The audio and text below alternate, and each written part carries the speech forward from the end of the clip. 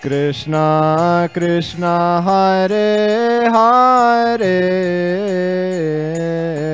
Hare Rama Hare Rama Rama Rama Hare Hare Hare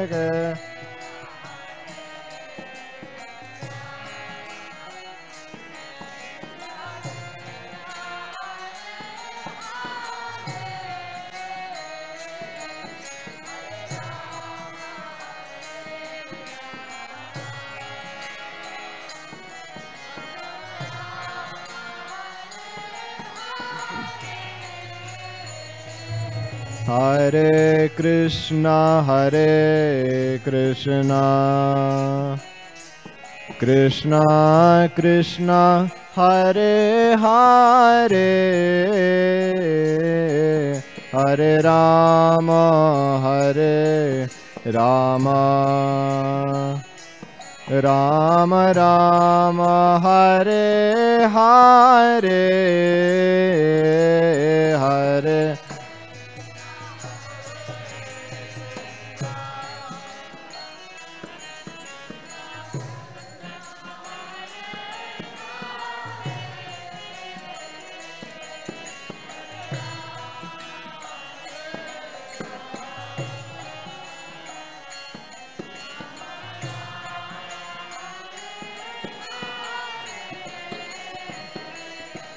Hare Krishna Krishna Krishna Hare Hare Hare Rama Rama Rama Hare Hare Hare Krishna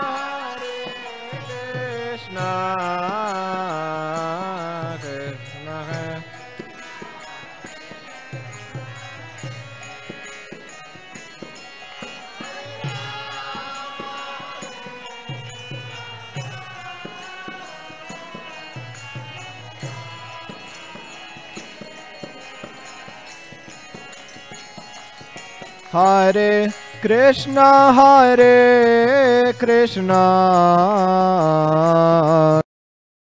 Krishna Hare Hare Hare Rama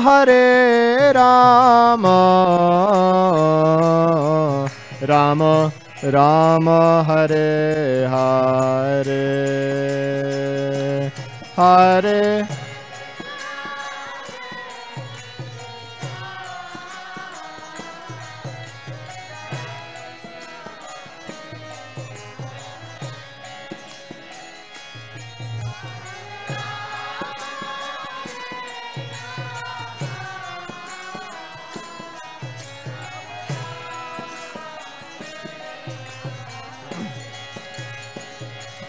Hare Krishna Krishna Krishna Hare Hare Hare Rama Rama Rama Hare Hare Hare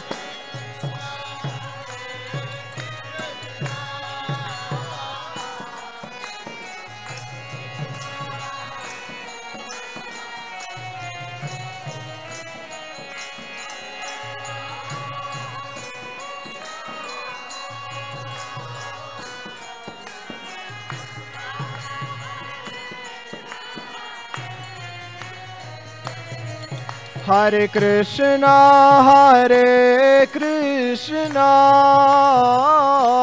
Krishna Krishna Hare Hare Hare Rama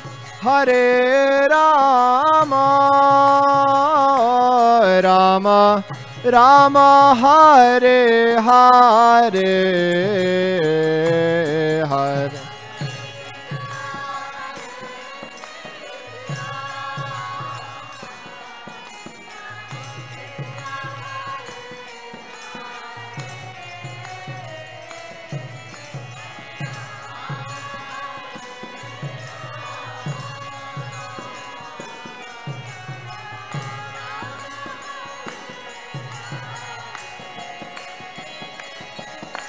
Hare Krishna, Krishna Krishna, Hare Hare, Hare Rama, Ram Ram, Hare Hare.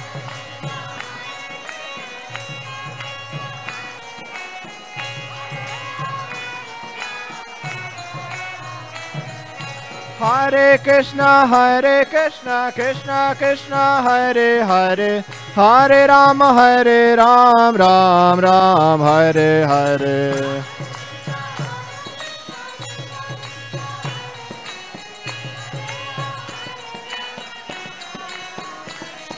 Hare Krishna, Krishna Krishna, Hare Hare, Hare Ram, Ram Ram, Hare Hare, Hare Krishna.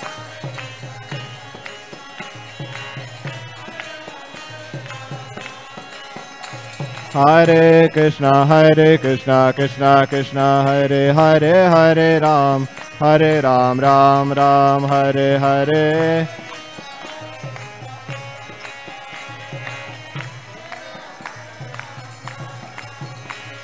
Hare Krishna, Krishna Krishna, Hare Hare, Hare Ram, Ram Ram, Hare Hare.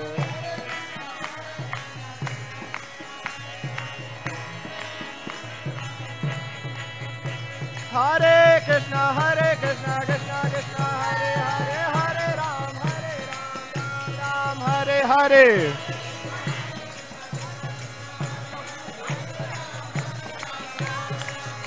Hare Krishna, Krishna Krishna, Hare Hare, Hare Ram, Ram Ram, Hare Hare.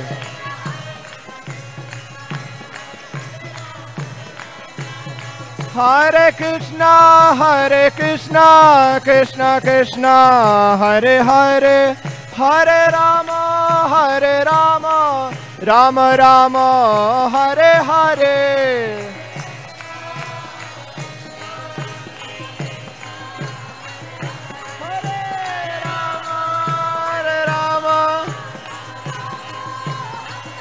Hare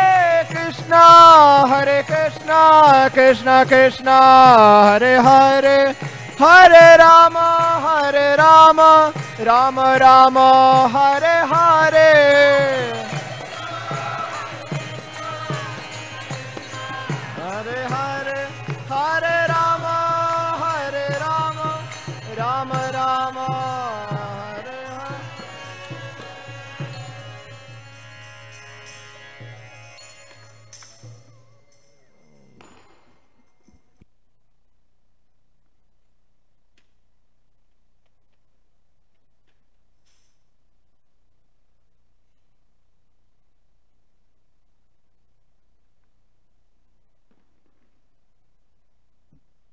I have a couple announcements that was asked to do. I do it very quickly.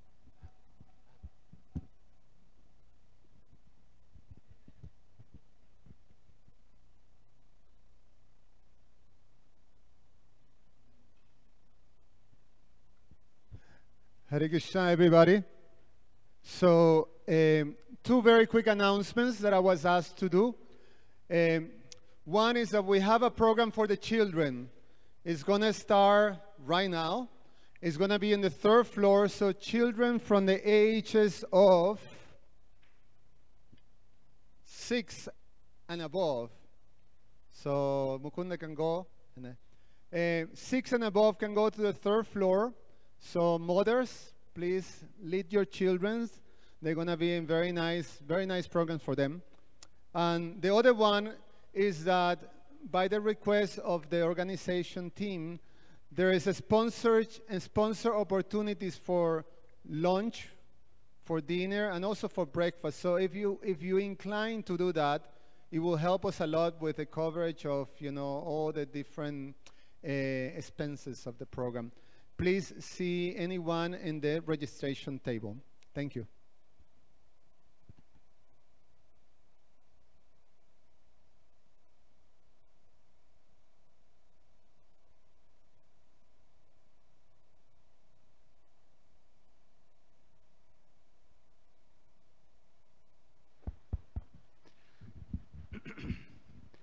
Jaya Radha Madhava Kunja Bihari Jaya Radha Madhava Kunja Bihari Jaya Radha Madhava Kunja Bihari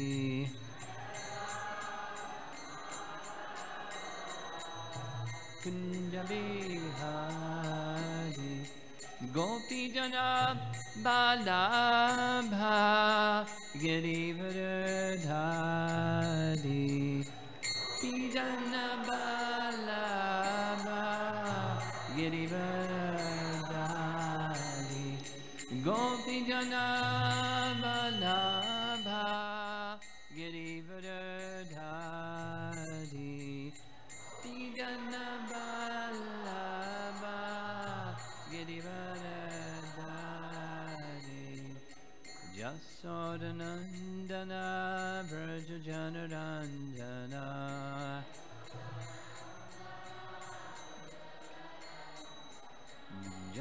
Jasodanandana Vrajajanaranjana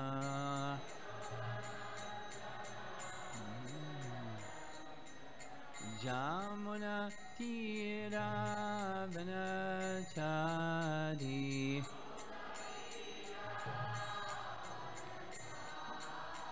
Jamuna Tira Vanachadi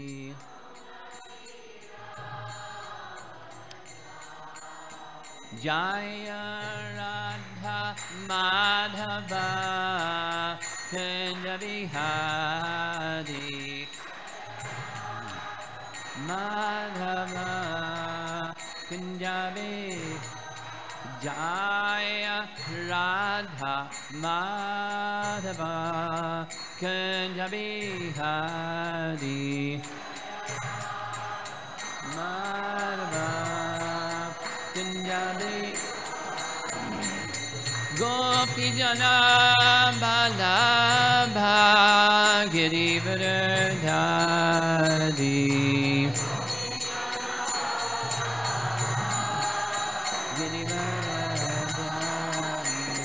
Gopi Jana Balabha Girivardhari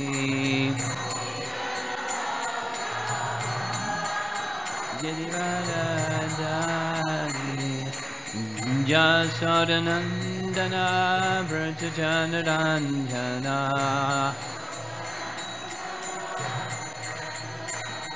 Jasodanandana Vrajajanaranjana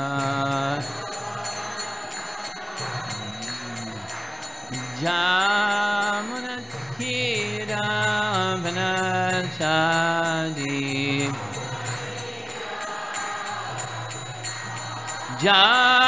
Jamunatira Vanachadi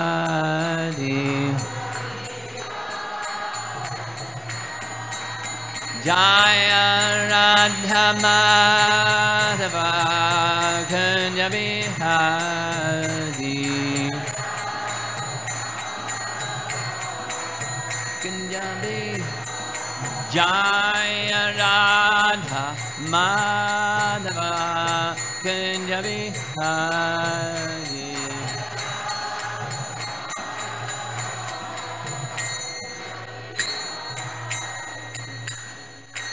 Jaya Vishnupad Paramahansa Parividagacharya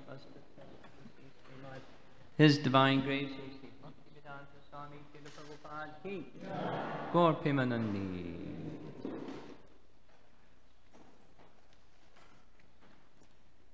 Madhava Guranga You see that verse board? Could you move it somewhere so that more people can sit and see? Yeah, that just like, find another place for it. Thank you very much.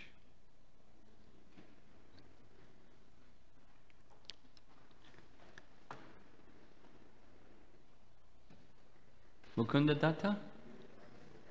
Mukunda Datta, nice to see you. Big surprise? Surprise! Where'd you parachute in from? Where'd you come from?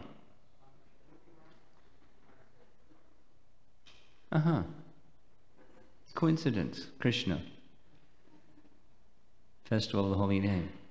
We'll have to insert you somewhere in the schedule somehow. We'll figure something out.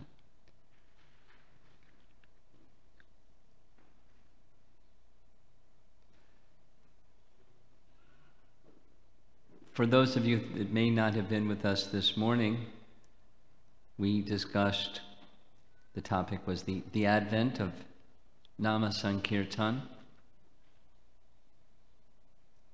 We went to the Padma Purana and various scriptures. We spoke about Nam Alvar and his 10 verses predicting in Kali Yuga what would take place. Narottam Das Thakur's wonderful song, similarly speaking, the misfortune of not accepting that chanting of the holy name to awaken the position of service to Radha and Krishna. Of course he did, but he was speaking in that mood, in the mood of total humility and so forth. So the Kirtan, Uchita is a phrase used in Padma Purana, loud or audible chanting, and how it benefits not only the chanter but other living entities that may hear the chanting, the sound of the holy name.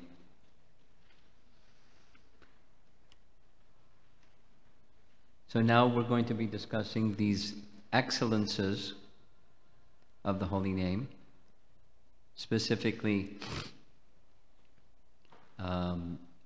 it's the first verse of ISKCON, and one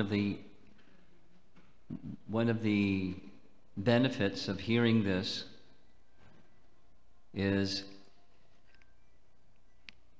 your attention goes to that which you value. Yes? Mother values her child. A miser values his money. The athlete values winning.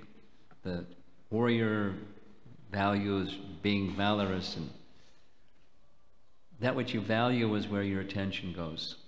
You know this wonderful, most of the devotees know this wonderful story. Sanatana Goswami and his sparsha money, his touchstone. I'll quickly say it for those of you that may not know the story. In Vrindavan, there's different versions of how the story is told. One says a Shaivite Brahmin, but a Brahmin who was poor was concerned about his poverty, and he heard through the grapevine that Sanatana Goswami had a touchstone. And he thought, Sanatana Goswami's a very charitable person. If I explain to him my impoverished condition, maybe he'll give me that touchstone in charity. So he went. Long story, keeping it short. Sanatana Goswami said, sure, I have a touchstone, and I'll be glad to give it to you. You'll find it over there in the rubbish pile. Those of you that are from India, you know what that means. It's over there in the rubbish pile. So the Brahmin went and searched, and he found the touchstone. He wanted to be sure it worked, so he went back to his home and took some base metal and touched the base metal and touchstone and turned into gold. And he went here and there, and he wasn't poor anymore. He had so much gold. But he was a Brahmin, a little greedy, but he was a Brahmin. And he started thinking, well, wait a minute, if he's got the touchstone in the rubbish pile, he doesn't value it very much. He must have something more valuable. So we ventured back to Sanatana Goswami's ashram. Do you have something more valuable? Can you give me that? Sure. On one condition.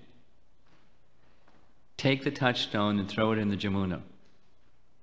So you can't get it back again. Not just let it go, but can't get it back again. Then I'll give you the more valuable thing.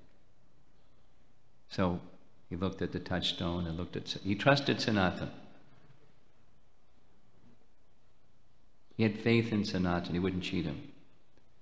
So he threw the touchstone in the Jamuna and he gave him the holy name.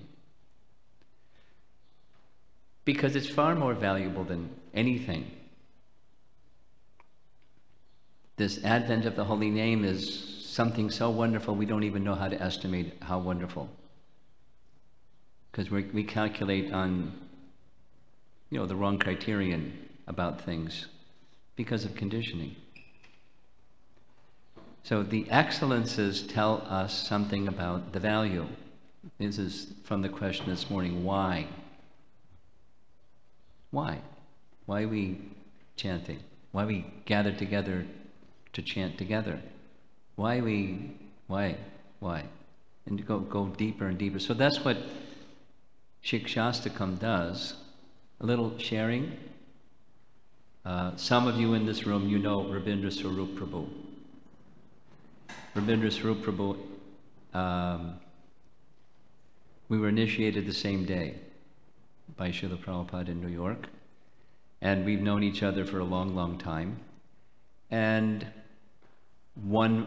some have ventured to say, he's our best writer in ISKCON. Someone could argue there's a better one. Many people feel he's our best writer. Those of you who have taken the disciple course, you probably are familiar with that little pamphlet that he wrote that's the Founder Acharya essay. He's the author. That gives you an idea. He's now GBC emeritus for various reasons, his health and his age, and he wanted to dedicate himself to writing. So I spoke with him about 2 weeks ago about something else. But I asked him, now that you have the time, what are you writing? And he told me what he's writing. He's writing a book on Shikshastakam. And he was describing his journey with the holy name, guided by Shikshastakam, and how he's entering into it as a sadhana. Then I reminded him of his interest in another book by Bhaktivinoda Thakur, Bhajana Rahasya, that follows that same blueprint, that each of the verses of Shikshastakam take us to the highest stages of love for Krishna that Lord Chaitanya wanted to give. It's a map of how to go the journey. It's like, back to Adam. Adam, we met this morning, 17-year-old young man that's visiting the temple for his first time. And, it's a journey. Boy, it's just even getting to this stage is a journey, what to speak of the rest of the journey. But keep on going, and the journey is, as we spoke about this morning, to be in the presence of Krishna and engage in eternal transcendental pastimes with Krishna in spiritual form. That's quite a journey. And this entire Shikshastakam is a map, how to conduct the journey. So that's what Rabindra Swarup Prabhu was writing about. So I shared with him, I'm going to be speaking about this at the Festival of the Holy Name really soon. And I want to read your book when your book comes out, besides you're just a wonderful writer, he's very, very serious about chanting. He's not a kirtanier so much. He can't play mridanga like some of our young devotees can play mridanga. He can play mridanga in, rudimentary way, but he's absorbed in the holy name. So the musical part is not his forte. Absorption part is his forte. So this is a little promotion on the importance of this subject that we're going to be discussing. For those that want to be with Krishna or want to go the journey of getting closer to being with Krishna, these messages are very important. So this session and then the next one, the evening session, it's two parts of the same, just taking Shikshastakam 1 and breaking it into its different parts, 7 different parts. So we'll spend some time taking one from the sadhana stage to the perfectional prema stage, and important messages in between. So fasten your seatbelt. The oxygen mask will fall from the ceiling if you start to get, you need some extra air. It's a wonderful beginning of the journey of the holy name, Maha Mantra. So we'll chant it together. Many of you know, because in our temples we chant it regularly each morning. Cheto darpana marjanam bhavamahadavagni nirvapanam shreya kairava chandrika vidharanam vidyabadho jivanam anandam bodhi vardhanam pratipadam purnamba prasnaptadanam sarvatma snapanam param vijayate Sri Krishna Sankirtanam. So rather than reciting the translation, we're going to go through one by one these 7 excellences. And the first one is these 3 words, Cheta Darpana Marjanam. Cheta Darpana Marjanam. We know the Marjanam word because it's in our Mangalarti song, Mandira Marjana. The spiritual master is pleased when Mandira, that's the temple, Marjana, cleansing or cleaning the temple. Because when you clean the temple, you clean your heart. And when you chant the holy name, you're cleaning your heart. So that's Mandira Marjana. This is Darpana Marjana. Darpana means mirror. The mirror of the heart. Or it sometimes is translated in different ways. So we're going to go through some of those other meanings. One of the gifts that Krishna has given Mukunda Datta is he's scholarly in Sanskrit. So he'll have fun in a different way than all the rest of us about exploring what the different shades of meaning or implications of the word Cheta. It's important. It's the first line, Cheta Darpana Marjanam. So here's an image from the web of a lady cleaning a mirror. It's an advertisement for a cleaning agent. But probably in the 1950s or something, advertisement. And the chanting of the holy name is the cleaning agent. And Cheta is what is being cleaned. And the dust is what's being cleaned from the Cheta. So we're going to take a look at some of the ways. What I did was I just put in the word Cheta in folio and came up with some different, how it's used. There's many, but here's some. So just to give you a variety of how the word Cheta is used. So there's 5 here. The first one is Uddhava. Some of you don't know who Uddhava is. Uddhava is Krishna's dearmost associate outside of Vrindavan. His associates in Vrindavan are his dearmost associates.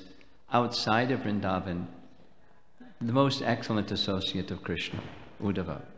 His very dearmost associate. And the use of this comes in Canto 3,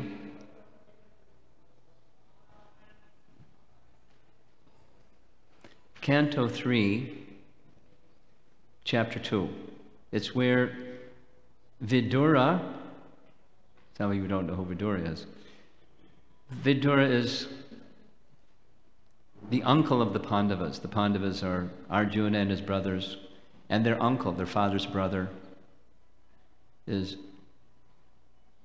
Vidura. Vidura went on pilgrimage, and in the course of going on pilgrimage, one of the holy places he went to was Vrindavan.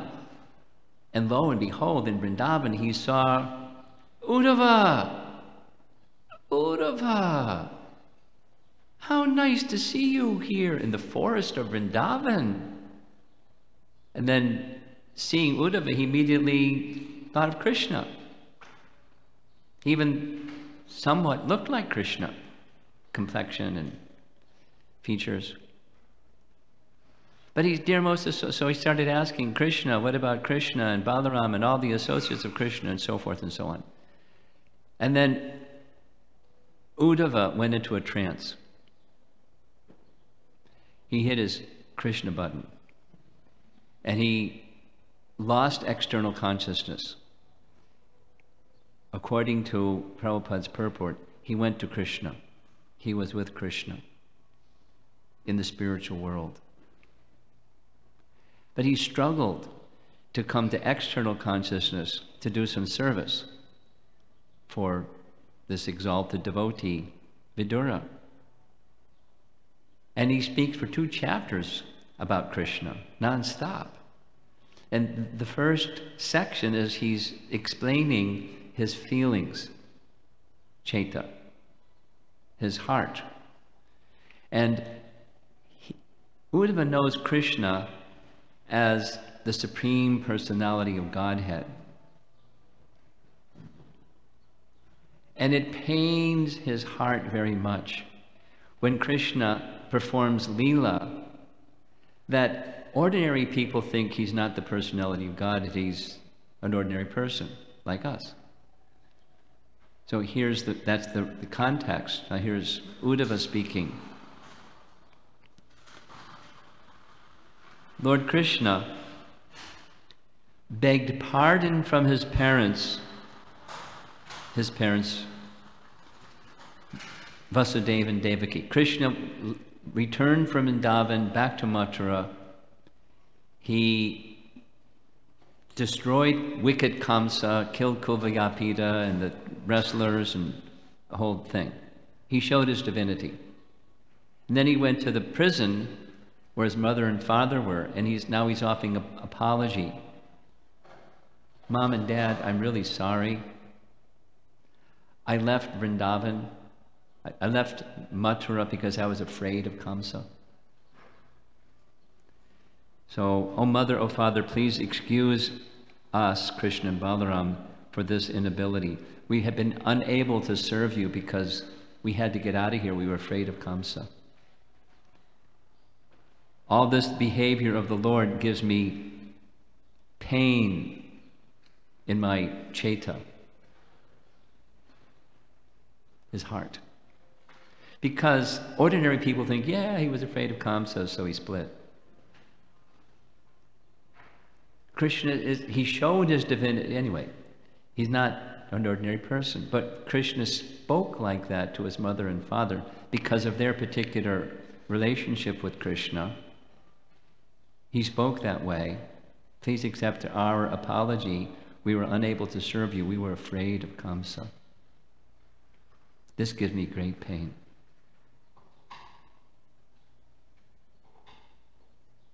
Chaita, pain at heart. That's the first one. Next, Canto 3, Bhagavatam.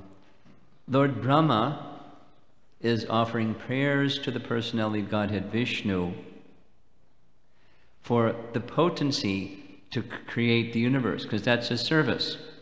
So we all have some service. Sometimes we have to clean the floor. Sometimes we have to sing. Sometimes we have to perform arti. Sometimes we have to arrange a festival. Someone has to organize everything. Somebody has to sit at that registration table and smile and help you register. Everyone has some service to do. And to do some service, we require capacity from Krishna to do. So the original preceptor of our sampradaya knows, creating a universe, you can get proud. Even if you have the potency, you can do it. Close your eyes and you can do it. It's really easy to get proud. What to speak of do it without mistake? Because what happens if Brahma makes a mistake and does something wrong? You can't have that in creation. So he's praying to Lord Vishnu for freedom from his chaita, his heart, from the potential of taking ownership of the act of creating. I did it. Think about it in terms of your particular service to Krishna. Brahma prays, I pray only to engage in his service in the creation of the material world, and I pray that I not be materially affected. The Sanskrit word is shamalam, or material affection. I don't have feelings that I'm the doer by my works, for thus I may be able to give up false prestige of being the creator. I don't want my chaita to be like this lady here that's got the mirror that's dirty. I want the mirror to be clean. I want my heart to be clean. I don't want to be contaminated by the doership mentality when I'm cleaning the floor or performing the arti or organizing the festival or cooking down in the kitchen for everybody's lunch, or thinking, oh, I'm sacrificing for everybody because I'm in the kitchen instead of hearing the class, or whatever somebody might feel. Pride and doership, chaita. It's the mirror that's dirtied. He's praying to not have a dirty mirror.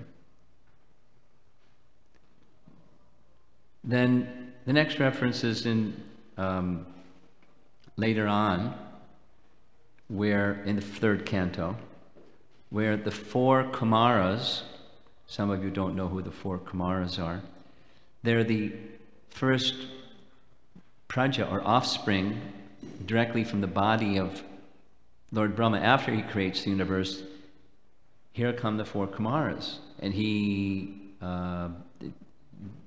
they're going to travel here and there and throughout the creation of Lord Brahma, and they make all their way to gates of Vaikuntha. And when they get to the gates of Vaikuntha, like little children, they want to go wherever they want to go, and the gatekeepers say, sorry, you can't enter. To enter Vaikuntha, you have to have pure bhakti. And you're little kids, you can't come. So they became angry and they cursed the gatekeepers. Lord Narayana, the Lord of Vaikuntha, came, and they had some exchange. And now the Kumaras are apologizing to Lord Vishnu for losing their temper, for cursing his two servants, the gatekeepers. And they say, O Lord, we pray that you let us be born in any hellish condition of life, just so long as our chaita, our hearts and minds, are always engaged in the service of your lotus feet, not just our hands, or their legs or other limbs of their body, but their hearts and their minds. Thus, our words will be made beautiful by speaking of your activities. See the image, again, it's like a 1950s image, but they're praying that the contamination is removed from their ceta. We just want that one situation, that our ceta is cleansed, and just be in this mood of being in the service of your lotus feet, so that when we speak, our speaking is beautiful in glorifying your activities. All of this is just to give some indication of what the word ceta means, that Lord Chaitanya says the chanting of the holy names does it. It cleanses those things from your ceta, your heart, your mind. And two more, and then we're finished with this slide. Later on in that same third canto, the first Manu, Swayambhuva Manu, has three daughters, but one of the daughters, Devahuti, has heard from Narada Muni about a great sage, Kardama Muni, and hearing about the qualities of Kardama Muni, she indicates to her father, Swayambhuva Manu, when it's time for my marriage, I would like to be married to Kardama Muni. So when the time comes, Swayambhuva Manu brings his daughter to where Kardama Muni is engaged in the forest in the process of meditation, the process of the age of Satya Yuga, meditation on Vishnu. So the introduction is made. Here's my daughter, and please accept her in marriage. She wishes to be married to you, and you're a qualified Brahmana. And he indicates, Lord Vishnu said I'm supposed to say yes. He came here and told me you're going to be coming in a few days, and I'm supposed to say yes, so I say yes. I'll certainly marry your daughter. Lord Vishnu said, she's as qualified as I am. She will be a suitable wife. So he gave a yes answer. I'm putting it in simple terms. And then he became silent. And seeing his pure consciousness exhibited through the facial features of Kardama Muni, Devahuti's ceta became very attracted. Her heart became attracted. Here's the verse.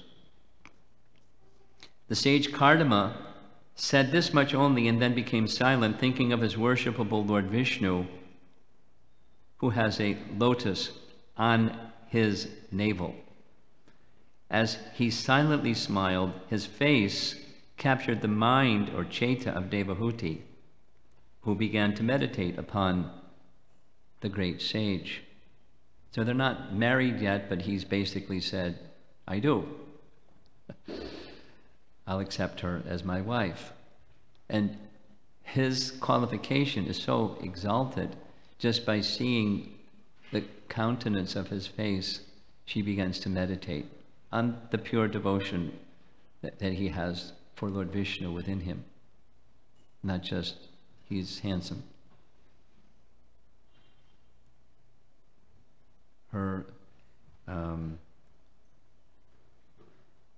Her mind became captured. Ceta.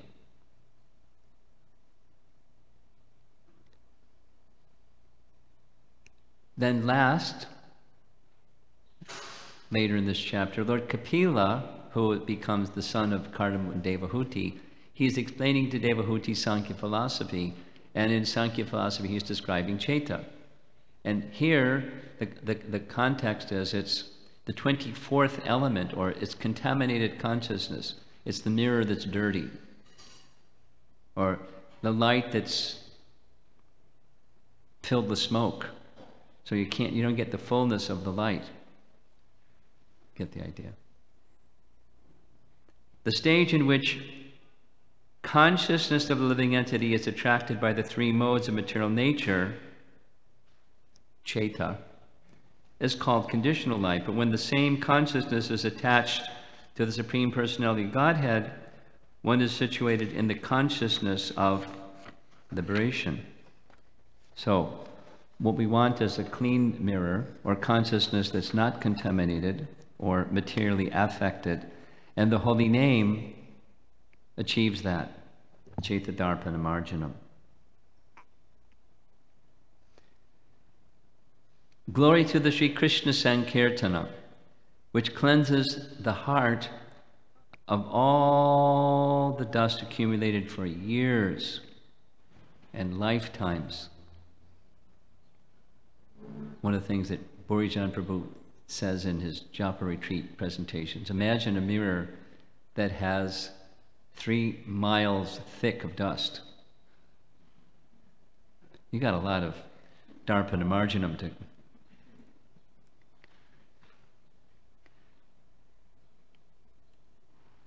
We've been inattentive, we've been neglectful, we've been materially attracted for too long. And now making a U-turn going towards Krishna, it takes some scrubbing. It takes some effort, and ultimately it takes the power of the holy name and our willingness to receive that power of the holy name. The chanting of Krishna's name is a purifying agent that cleanses our hearts of envy, the root cause of our descent to this world.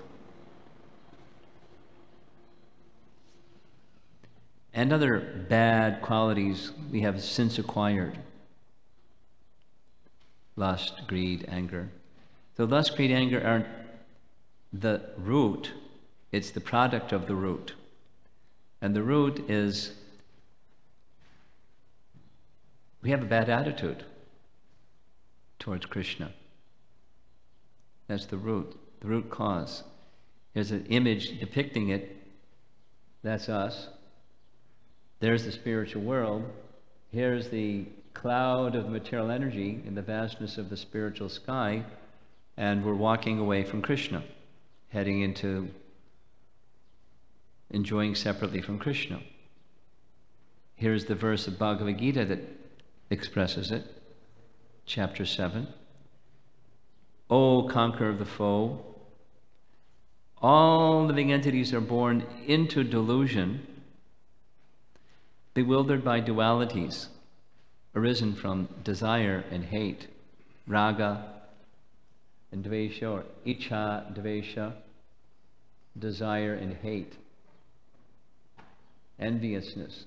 So our regard for he who is actually the enjoyer, Krishna, we have some dvesha, we have some hate or bad attitude. We want his position, we want to be the enjoyer. Why not? He can be the enjoyer sometimes, and I should be the enjoyer sometimes. It's only fair. That's not the position. We're not the enjoyer, but we wish to be the enjoyer. And as a result, we come to the material world, and one of the things we get is a material mind. And there's effects. I don't know if you can't see it so well, but down in this corner, this is a mirror. Down in this corner, that's the rim of the mirror up here. And that's the mirror that's dirty. And the dirtiness of the mirror of Chaita starts with Icha and Dvesha, ignoring Krishna. And then we get this dirty mirror effect. So the chanting of the holy name is the cleansing agent. Hare Krishna, Krishna Krishna, Hare Hare, Hare Rama, Rama Rama, Hare Hare. It cleanses the heart. And when the heart becomes cleansed, then Krishna appears in the heart, and the holy name appears in the heart, and our consciousness becomes changed. Cetadarpana marginam. But so that's the Cheta part. What's the stuff that has to be cleansed? Well, it's Dvesha and its corollaries. Here's a very nice reference from one of the Puranas, Vishnu Dharmottara Purana, where a king, he's identified there as a Kshatriya Bandhu. Bandhu means the son of, or the fallen son of a Kshatriya, who became really, really sinful, wickedly sinful, terribly sinful. And he realized, oh, I'm in a problem. So he went to a Brahmana, what can I do about my sinful condition? And the Brahmana gave him some things to do to rectify his situation, and then said, if you cannot do all this, I'll tell you something else, which is easy, but you have to do it. And the Brahmana says, I cannot do all that you said, because my mind is chanchala, flickering, very fickle. Tell me what can be done using my body and words. You can't be lazy with your mind, but you may have to start with doing something external. And so the Brahmana said, oh son, whether in hunger, thirst, or falling down, while standing up, lying down, departing, or coming, sing the name of Govinda. That's something you can do. Now eventually, and not only is something you can do, but you have to then control the mind. But it starts with cleansing the mind. Cetadarpana marginam. And there isn't something better. Besides, if you can't do the other things, there's this one. It's actually the best one. It's better than anything, everything else. There's a nice reference in the 6th canto, spoken by the Vishnu Dutas. This fellow down here is about to die. His name is Ajamila. And he was a good person that became a bad person through bad association. And at the time of death, the agents of the Lord of Death, that's these fellows, Yamadutas, they came to take him away. And he screamed when he saw them. He screamed the name of his son, who he just happened to name Narayana, the name of the Supreme Lord. So the agents of Narayana came. And in the course of the dialogue between the agents of Narayana and these fellows, the Yamadutas, the Vishnu Dutas said, by following the Vedic ritualistic ceremonies or undergoing atonement, sinful men do not become as purified as by chanting once the name of Lord Hari. So let's do it. Hari, Hari! Pretty good, huh? We did it twice.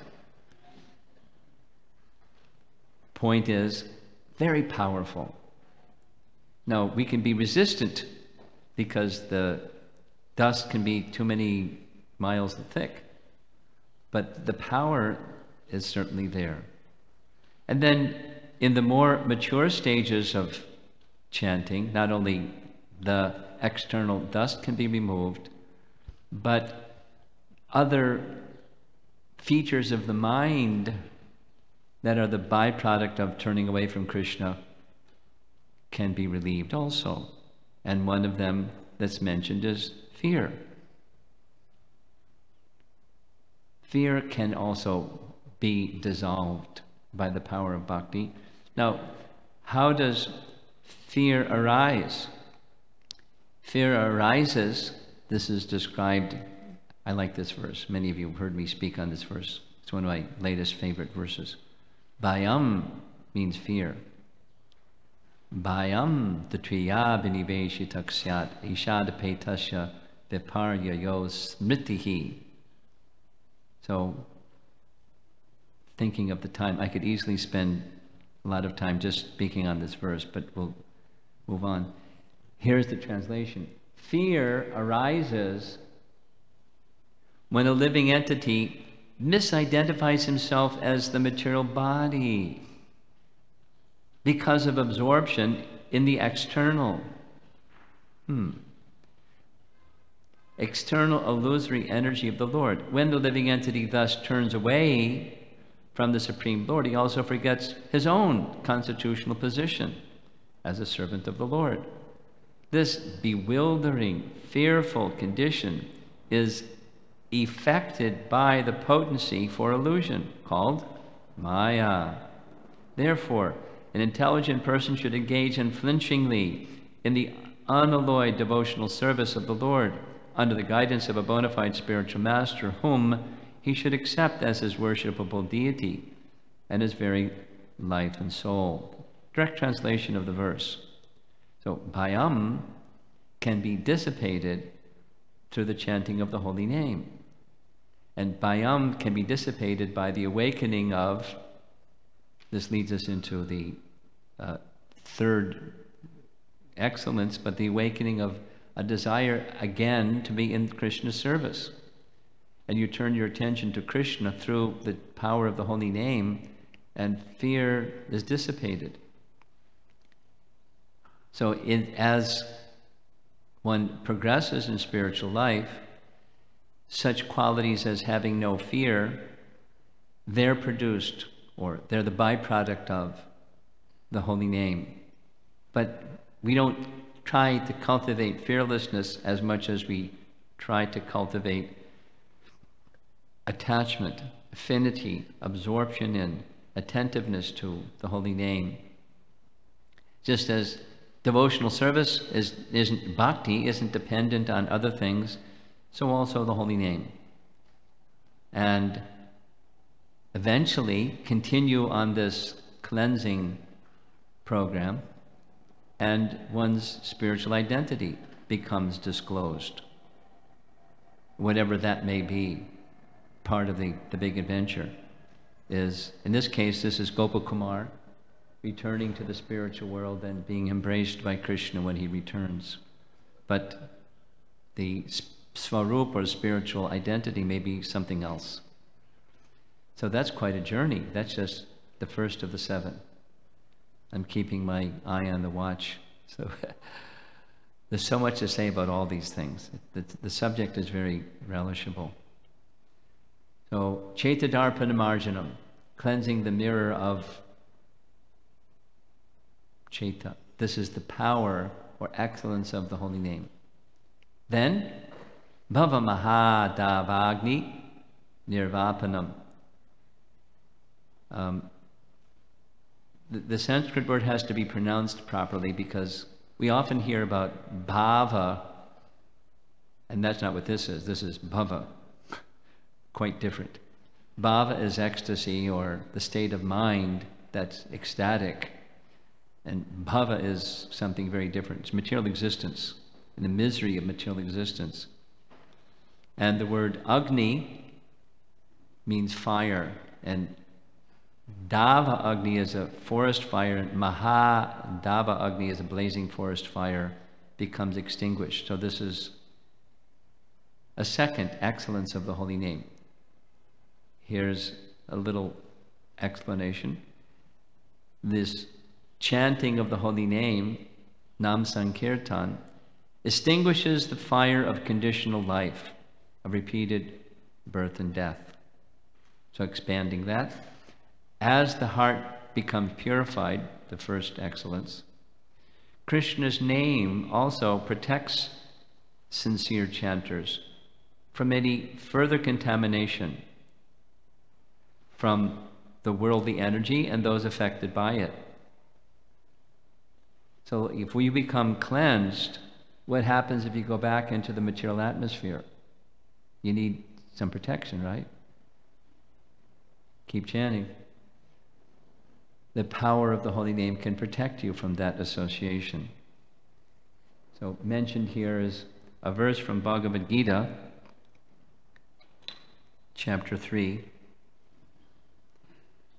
Avritam jnanam etena jnanino nityavairina kama rupena. Kama rupena, the form of lust. Dushparena, analenacha. Lust is dushparena, never satisfied. Analena, it's like fire.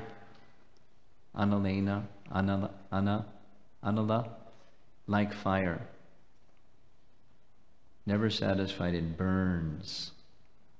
The burning of material existence is mitigated by the process of chanting the holy name. The blazing fire of material existence becomes extinguished. That is, pure consciousness being restored, this fiery consciousness is dispelled. So what's that forest fire? It's material existence. It's a metaphor that's used commonly in scripture and by our acharyas to describe the nature of material existence. There's a little story in this regard from Katha Upanishad. And who's the main personality? Anybody know? Besides Mukundadatta, the main personality in Katha Upanishad? Where's Hemangi? Yes, Nachiketa. It happens to be her husband's name, Nachiketa. I remember the first time we met and he said his name is Nachiketa. I said, where's that? He says, from one of the Upanishads. So I looked it up and he was very surprised next time we met. Oh, Nachiketa in Katha Upanishad. So in Katha Upanishad, there's a scene where Nachiketa is a young boy, a young Brahmin, and his spiritual master requests Nachiketa to get some fire from the abode of Yamaraj for a yajna. So very obediently he goes to the abode of Yamaraj. And when he gets to the abode of Yamaraj, he's really surprised. He sees all these living entities engulfed in raging flames. And then he requests Yamaraj, can I have some of those flames? And he's surprised by the answer that he gets. The answer that he gets is, that's not possible, because the flames are attached to the persons who are here. He said before these sinful people came here, there weren't flames. There was no fire. But when they came, they brought with them the fire. And in some cases, the fire brought them. Because the fire is, this is Mahadavagni, the connection between Dishikshastakam excellence. It's the sins. And the byproduct of the sins brings this fire. So those who are too sinful, fire engulfs them. The tribulations of material life. Maybe some of you are fortunate and you don't know what a tribulation is. Most of the rest of us do.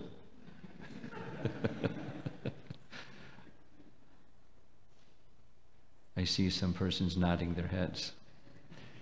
That's the tribulation, or the fire of material existence. And it doesn't, the nature of the holy name is nirvapanam. It extinguishes the blazing fire of material existence. Here's another nice example, something that I understood from preparing for visiting Ayodhya, because one of the scenes in Ayodhya is Vishwamitra Muni. He's taking Ram and Lakshman to go to Mithila, and they have to cross the Ganga. And when he sees the Ganga, Ram asks Vishwamitra Muni about the history of the Ganga. So he tells the whole story.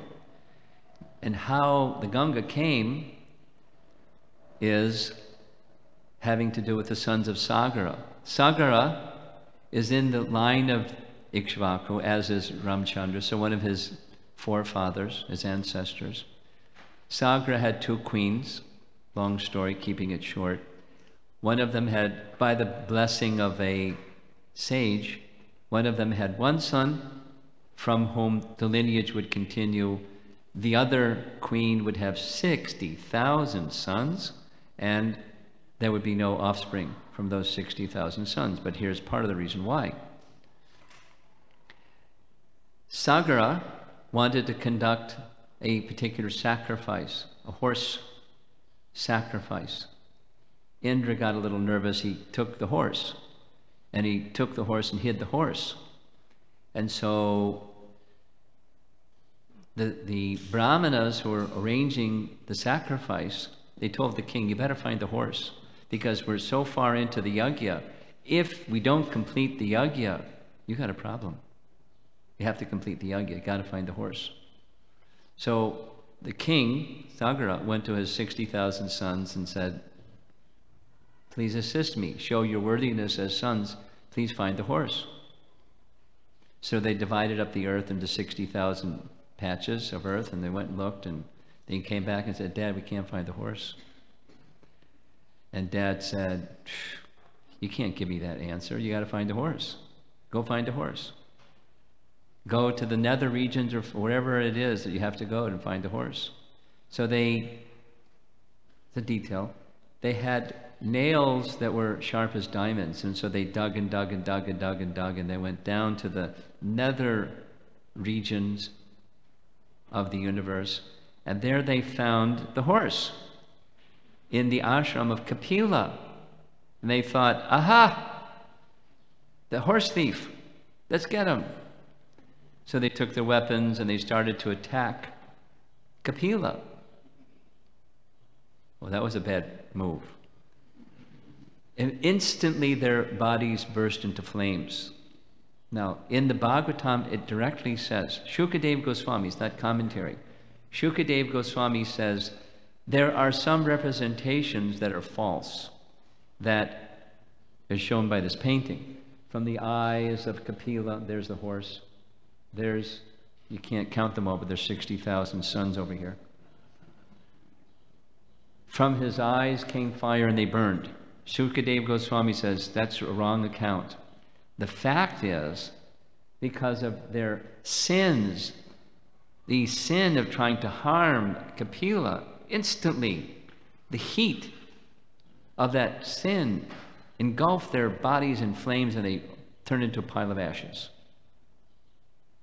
So sins result in sinful reaction, and sinful reaction burns like fire. So the chanting of the holy name has that power to eliminate sin and the reactions of sin and awaken bhakti. Here's a nice painting for those of you that are not familiar. This is Sutta Goswami, the speaker of the Bhagavatam, after he heard from Shukadeva Goswami. And there's some sages assembled in Naimisharanya, a holy place, and he's speaking the Bhagavatam to them. And he speaks this particular verse. This is the very last verse of the 18,000 verses. It's like, you know, the cherry on top of the ice cream, on top of the cake, on top of the whipped cream. And this is it. I offer, Sutta saying, I offer my respectful obeisances unto the Supreme Lord, Hari, the congregational chanting of whose holy names destroys all sinful reactions, and the offering of obeisances unto the holy names relieves all material suffering. Sinful reactions, material suffering, totally relieved. Bhava Mahadavagni Nirvapanam. Last verse, 12th canto Bhagavatam. Now we're going to go back to Shukadeva Goswami saying essentially the same thing to Maharaj Parikshit. Very important. Other processes cannot be successful, because even after following such methods, one takes to fruitive activities again, unable to control his mind, which is contaminated by the base qualities of material nature. Now, I'm going to make reference to this a little bit later, to yogis, persons that are accomplished in yoga, and they see it as a means of spiritual searching. We're all searching, or spiritually minded persons are searching. Without the holy name, or without the process of devotional service that awakens attraction for Krishna through his holy name, it's not going to be successful. One can go up, but one has to come back down again. And anyone that's done any of those other activities knows what I'm talking about.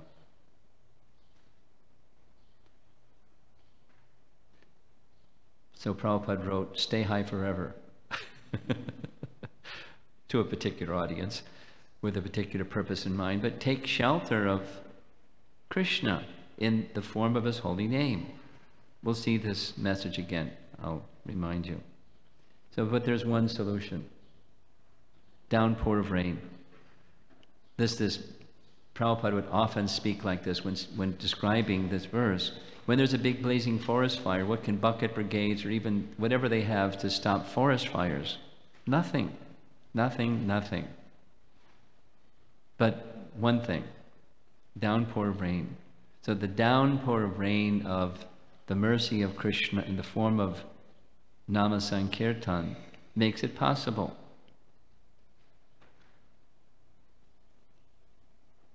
It's a nice slide, huh? It moves. You can find some interesting things on the net. So, this is a similar prayer. Lord Brahma, our creator of the universe and the preceptor of our sampradaya, offering prayers to Krishna in Brahma Samhita. He does this in different places, but in Brahma Samhita. Karmani nirdahati kintu cha bhakti bhajam, emphasis on bhakti bhajam. This Govinda minimizes or nullifies the reactionary influence of the devotee's past deeds. Karmani nirdahati kintu cha bhakti bhajam. So this verse is not just the holy name, but the holy name awakens other forms of devotional service. So starting with the holy name, the whole gamut of Bhagavad Dharma or devotional service to Krishna. Now, last on this section is a nice reference from Bhakti Sandarbha. It's a writing by Jiva Goswami describing the process of devotional service. And he indicates here that in the maturing stages of chanting, deep faith arises in the heart, deeper and unfathomably deep as we advance in Krishna consciousness. Here's the translation, Bhanu Swami's translation from text 272. By performance of Kirtan, one attains faith in the Supreme Lord, far greater than the faith attained by meditation in any other spiritual practice. Again, by meditation performed in the Satya Yuga, one does not attain the same deep faith in the Supreme Lord. And then he quotes from Skanda Purana. In Kali Yuga, the great devotees worship the Lord by performing Kirtan. Jiva Goswami comments, these words of the Skanda Purana glorify the performance of Kirtan, which brings great faith in the Supreme Lord. The Lord, who is very merciful to the fallen souls, does not reveal any spiritual path better than Kirtan. So join the Kirtan and get this Bhava Mahadavagni benefit and all of the other benefits progressively. So quickly, cleansing, diminishing, eventually eliminating the tribulations or the dhavagni of material existence just from Kirtan. Then comes the third excellence, Shreya Kairava Chandrika Vidharanam. Chandrika, besides a soap product that comes from India, Chandrika means moonshine. Chandra is the moon and Chandrika is moonshine. And Vidharanam is expanding or spreading. So the Kairava, the white lotus, is of good fortune. Shreya Kairava, that's this Shreya Kairava, is the white lotus of good fortune, expands in the moonshine, the benedicting moonshine. So at night, I've seen it. It was a nice experience to see it, like to not just hear about it, but see it. In the morning, the closed lotus starts to open with the appearance of the sunshine, and it becomes full bloom. And as the sun sets, the lotus closes. Then again the next morning, the sun comes and the lotus opens. And then at night, the lotus closes. So during the night of Kali Yuga, the Dark Age, what happens to the lotuses? There's no light because it's dark.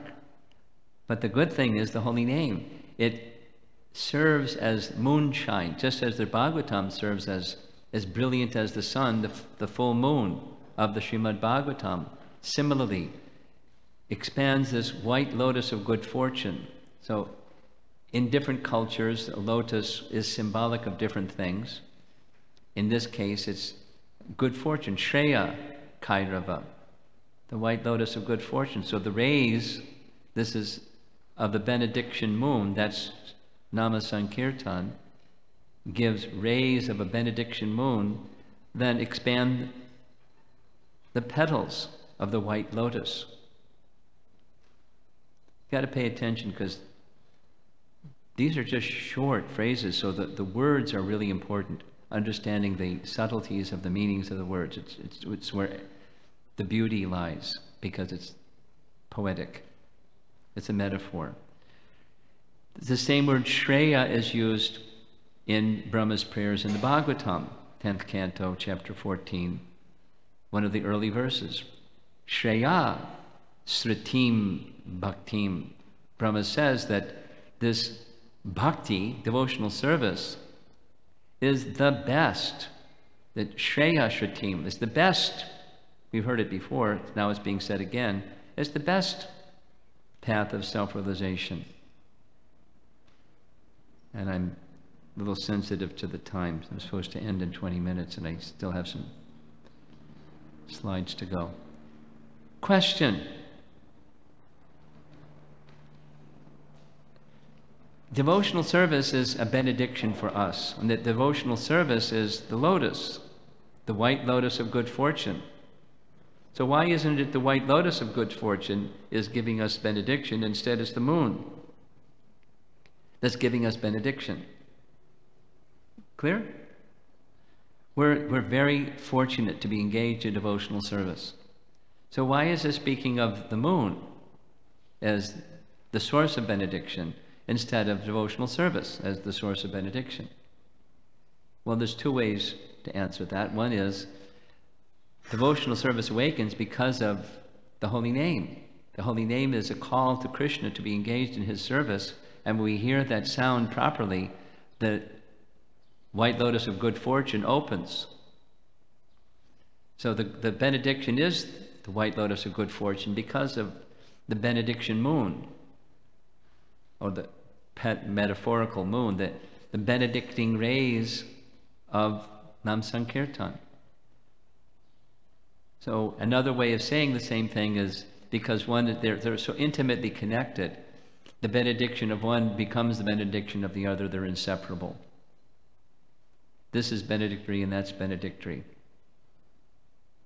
We wouldn't be engaged in devotional service if it weren't for the process of hearing. We'd be engaged in serving something. We wouldn't be engaged in devotional service to Krishna.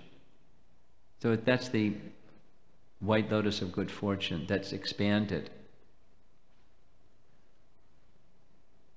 by Nam Sankirtan. I'm not doing very well with time. I'm in anxiety to cover the material. So I think I'll just move a little bit faster. Here's Nachiketa again. And it's continuation of that discussion where Yamaraj, that's Yamaraj, by the way, the Lord of Death.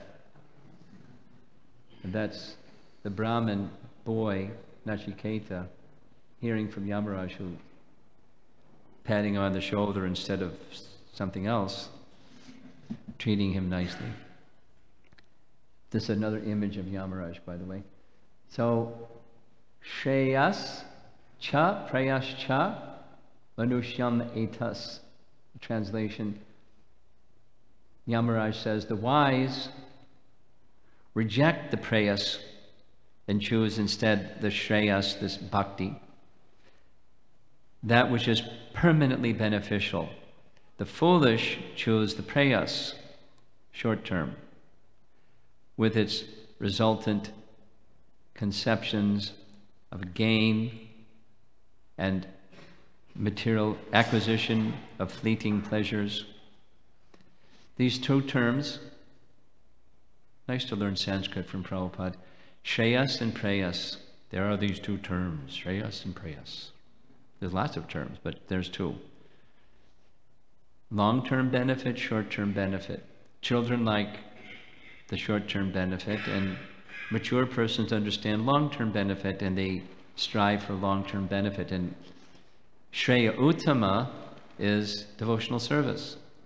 So Yamaraj is saying to Nachiketa that the wise accept the long-term benefit, Shreyam Bhaktim, and they leave aside the temporary and the conceptions of gain of the temporary and acquiring fleeting pleasures.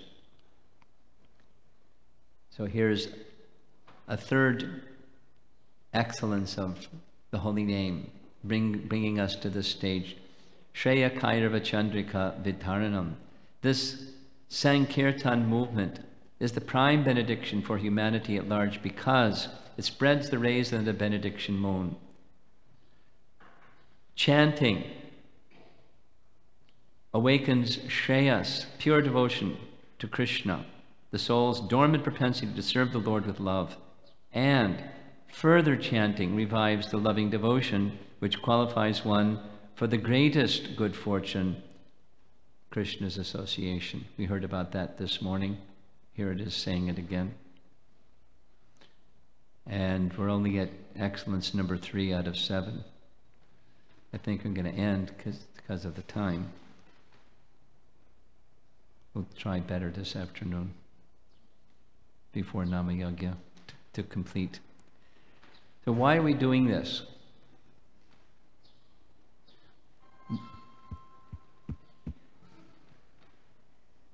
That wasn't the reason. We're doing this because Lord Chaitanya came to give a gift to the world.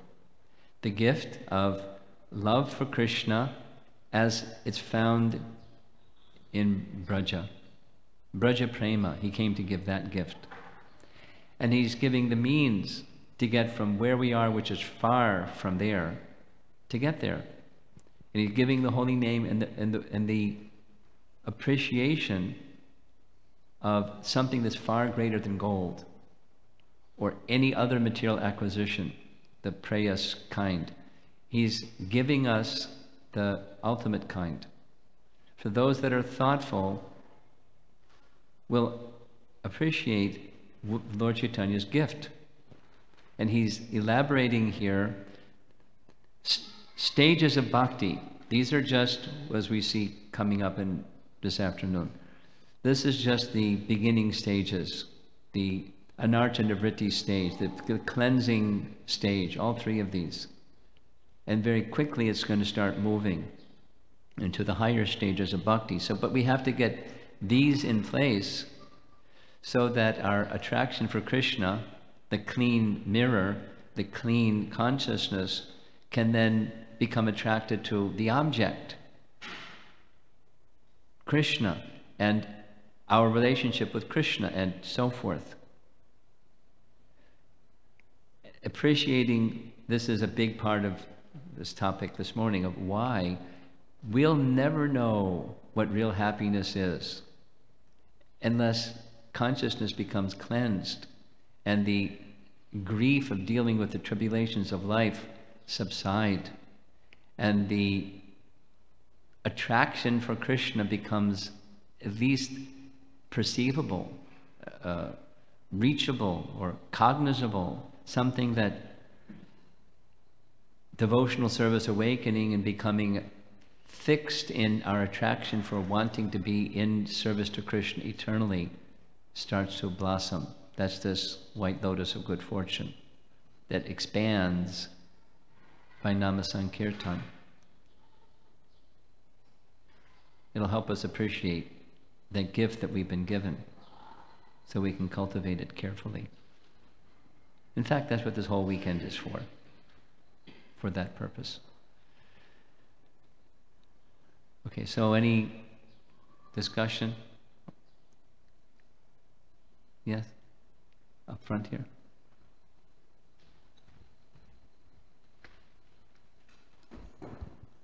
Hare Krishna, Guru Maharaj, thank you very much. Maharaj, the holy name is not different from Krishna. Holy name is not different from Krishna. Yes. So, for a mind, it is very difficult to perceive. Say it again, slower. For a mind. The mind? Yeah. It is The mind. What about the mind? Yeah, for a mind, it is very difficult to perceive the sound vibration as the Not object. different. Yeah. It's different for the mind too because it's covered. But as the covering becomes cleansed, then we can. We're seeing through this lens of contamination, so it's not perceivable. When the mind becomes cleansed, then the spiritual mind is left. The material contamination is removed. Then it becomes possible. So initially it requires some faith. It's not, there's some experience, but it's not the non-difference experience exactly. Some experience. Something's happening. And Scripture says, and it's right, and it feels right, but it's preliminary. We can't get, at least conceptually, notionally, in principle, the name and the person are non-different. At least notionally, with faith, and going forward with that faith, operative faith. It's not, doesn't require a mental adjustment, it just requires purification. And then we'll feel it, we'll understand it. That you're getting to excellence number 4. We just finished number 3. Vidya Badho Jivanam. You'll see. Stay tuned. Thank you, Maharaj.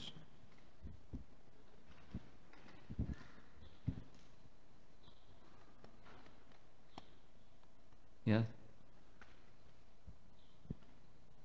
I was recently reading, I think a week ago, it was Gundicha Marjanam. He also has a picture of Yeah. it. And I was reading the purport. One of the purports there, Srila Prabhupada speaks about cleansing the heart. Yes. And Sri Bhakti Siddhanta Yes. elaborates. Long, Beautiful. long purport. Beautiful. Yeah.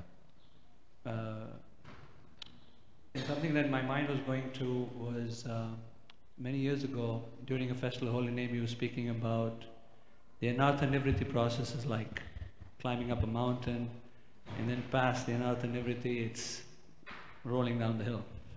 It's easier. The heavy lifting is during the Nartha Nivritti process.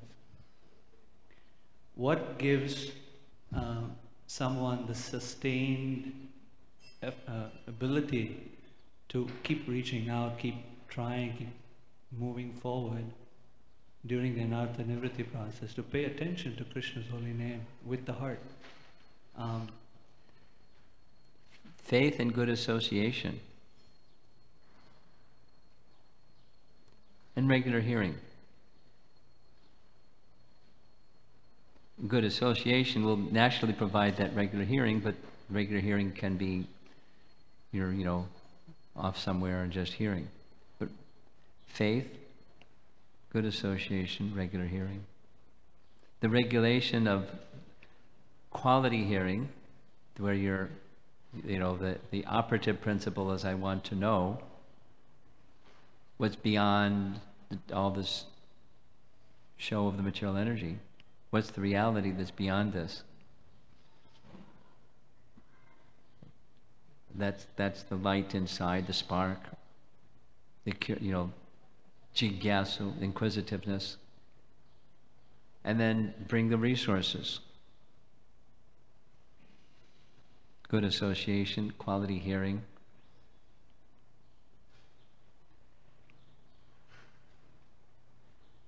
It has to be something inside, otherwise it won't continue. It can't just be, something outside superimposed. You do because you're supposed to do. Your question is also addressed in upcoming texts. So you'll see that when we get there. Anything else? Yes?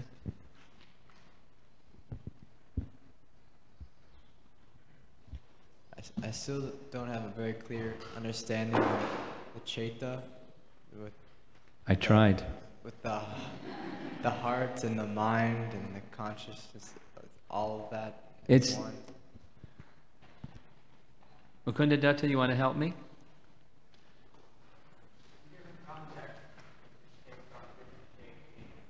Yeah. He's a Sanskrit scholar, he'll tell you.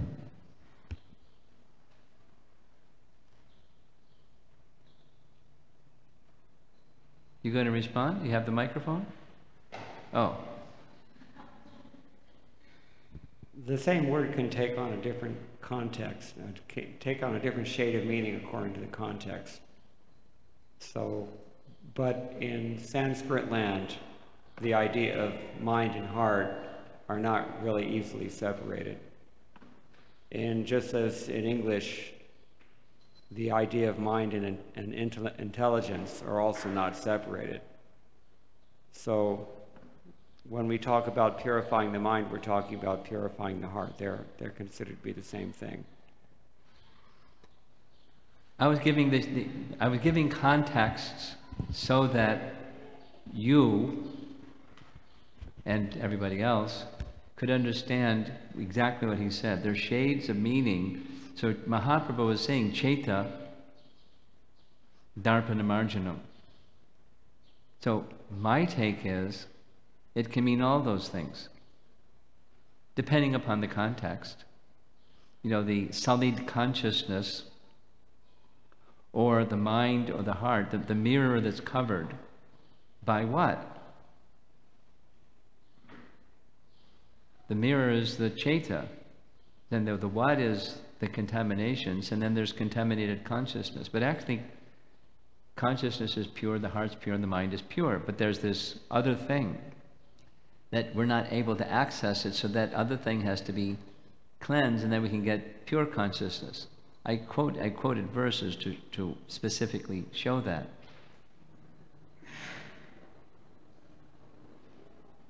So it can mean all of those things, depending upon the context.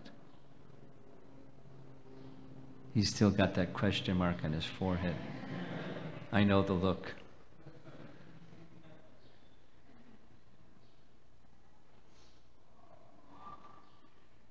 Anything else?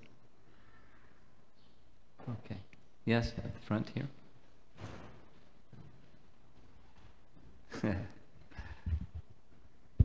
Hare Krishna. So I have one question like... One question. Yeah. Okay. I mean, why this mantra is only given the name, I mean the title as the Maha Mantra? Because, I mean, we have like... so many mantras.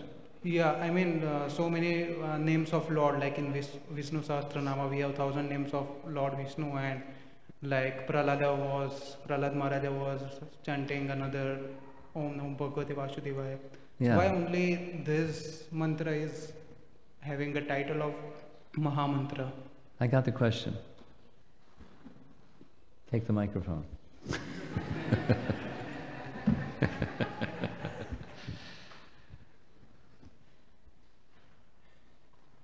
Well, a very simple reason to say why is because the Upanishads say it.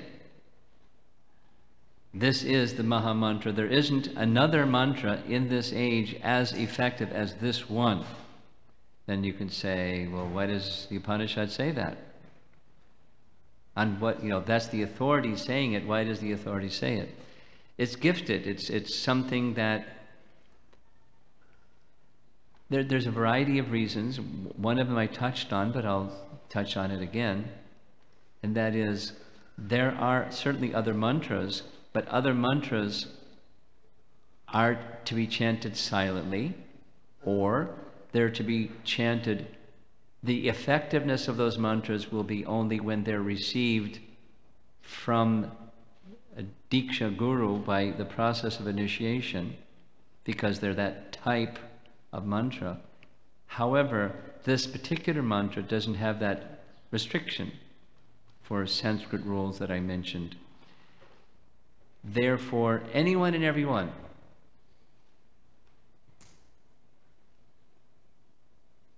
qualified, unqualified, faithful, unfaithful, anyone, everyone. I'll tell a little story.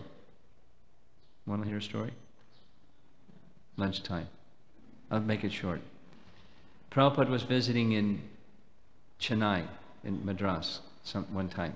And when Mayavadi sannyasi came to visit him, and Prabhupada agreed to see him. And those that know a little bit about how Prabhupada would interact with Mayavad sannyasis, he wasn't so gentle. He was very firm. So this Mayavadi sannyasi came and was asking Prabhupada, why did you translate your Bhagavad Gita this way? In such and such verse, there's no mention of Krishna, and you put Krishna in the verse, and you speak of the chanting of Hare Krishna mantra in the purport. And Prabhupada said, are there other examples? And he said, yes, in chapter 7, this, da-da-da-da. Are there other examples? Chapter 8, da-da-da-da-da. And this went on for a whole hour. Now, Prabhupada was normally fire with these people. But, at the end, he finished his, I don't like your Bhagavad Gita commentary for these reasons. And then Prabhupada smiled and said, so now distribute prasad. And they gave him prasad and off he went. So after he went, the devotees said, Prabhupada, why were you so tolerant with this fellow? He was criticizing your Bhagavad Gita. He said, didn't you notice? He chanted Krishna's name for one whole hour.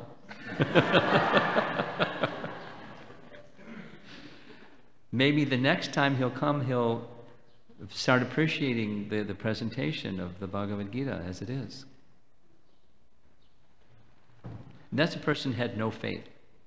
I mean, a scholar, a sannyasi scholar of Mayavad philosophy, but just by his saying Krishna's name, because we couldn't have asked him to say Krishna's name for an hour, he wouldn't have done it. But there he was doing it, even without faith. Therefore, there's special.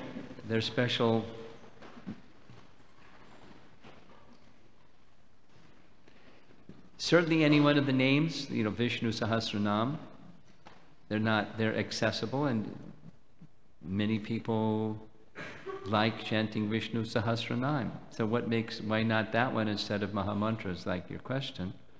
There's some special benediction by the Supreme Lord for this age, spoken of in the Upanishad, Kali Sanartana Upanishad, specifically in that sequence, saying this is the Maha Mantra. And therefore, Chaitanya Mahaprabhu, in that sequence of this Maha Mantra, he chanted and induced others to chant. He said other things. Hari Haraya, etc. There's other songs that he would sing, names of Krishna, but this one in particular. So your question is why? He endorsed the statements of the Vedas, saying this one is very special. It's given some special dispensation. Doesn't mean people that chant Vishnu Sahasranam, good luck. You know, there's purification. Any names of the Supreme Lord, especially this Maha Mantra, is there with special benediction or beneficence by the arrangement of the Supreme Lord, confirmed in the Vedas. So we accept.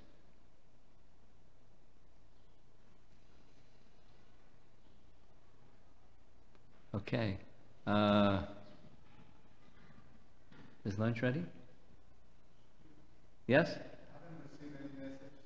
Huh? The message hasn't come, it's not ready, so you probably is ready. She's really enthusiastic. One last question.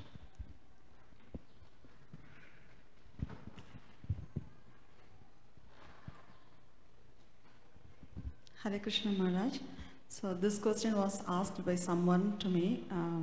Why we chant, like why Hare Krishna comes first and Hare Rama comes second line. Since some people chanting like Hare Rama, so how to respond to that type of question? Well, we follow authority of Kali Sanartana Upanishad and Mahaprabhu. That's why. And it doesn't mean if somebody does the other order, they go to jail or something. But we do in that order for those reasons. It's right there in the Upanishads, and Chaitanya Mahaprabhu chanted like that, we follow. So you can turn it around. On what authority are you doing it in the other order?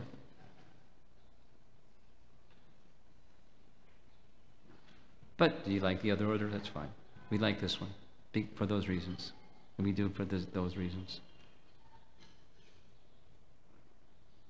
2:30 Kirtan starts, and then at 4 His Holiness Romapada Swami will again finish the second part of this class. Thank you so much. Again, if you haven't registered, please check in the registration table, and remind you that there is parking facilities, so please ask the devotees if you need to park. Thank you.